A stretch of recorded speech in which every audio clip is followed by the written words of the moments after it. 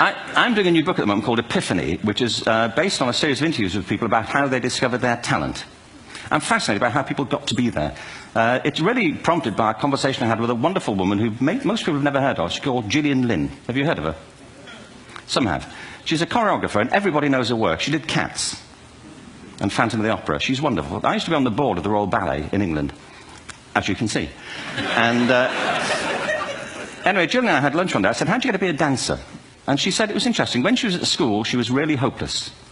And the school in the 30s wrote to her parents and said, we think Gillian has a learning disorder.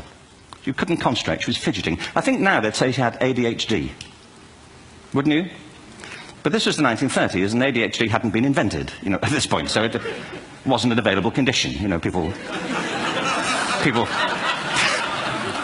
weren't aware they could have that.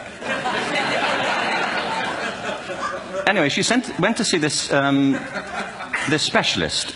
So this oak-panelled room, and she was there with her mother, and she was led and sat on this chair at the end, and she sat on her hands for 20 minutes while this man talked to her mother about all the problems Gillian was having at school.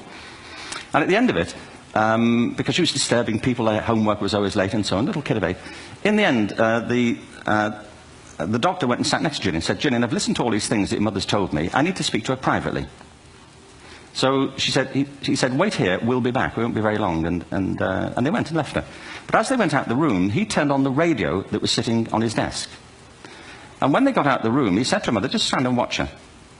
And the minute they left the room, she said she was on her feet, moving to the music. And they watched for a few minutes, and he turned to her mother, and he said, Mrs. Lynn, Gillian isn't sick, she's a dancer. Take her to a dance school. I said, what happened? Said she did. I can't tell you how wonderful it was. We walked in this room, and it was full of people like me. People who couldn't sit still. People who had to move to think. Who had to move to think. They did ballet, they did tap, they did jazz, they did modern, they did contemporary. She was eventually auditioned for the Royal Ballet School. She became a soloist. She had a wonderful career at the Royal Ballet. She eventually graduated from the Royal Ballet School, found her own company, the Gillian Dance Company, met Andrew Lloyd Webber. She's been responsible for some of the most successful musical theatre productions in history. She's given pleasure to millions, and she's a multi-millionaire. Somebody else might have put her on medication and told her to calm down. Now, I think...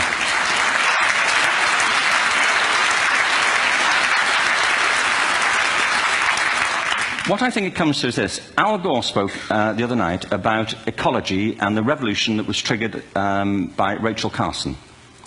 I believe our only hope for the future is to adopt a new conception of human ecology, one in which we start to reconstitute our conception of the richness of human capacity. Our education system has mined our minds in the way that we've strip-mined the earth for a particular commodity, and for the future it won't serve us. We have to rethink the fundamental principles on which we're educating our children. There was a wonderful quote by Jonas Salk, who said, if all the insects were to disappear from the earth, within 50 years, all life on earth would end. If all human beings disappeared from the earth, within 50 years, all forms of life would flourish. And he's right. What TED celebrates is the gift of the human imagination.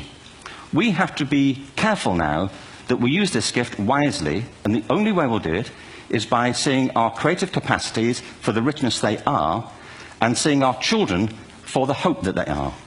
And our task is to educate their whole being so they can face this future. By the way, we may not see this future, but they will. And our job is to help them make something of it. Thank you very much.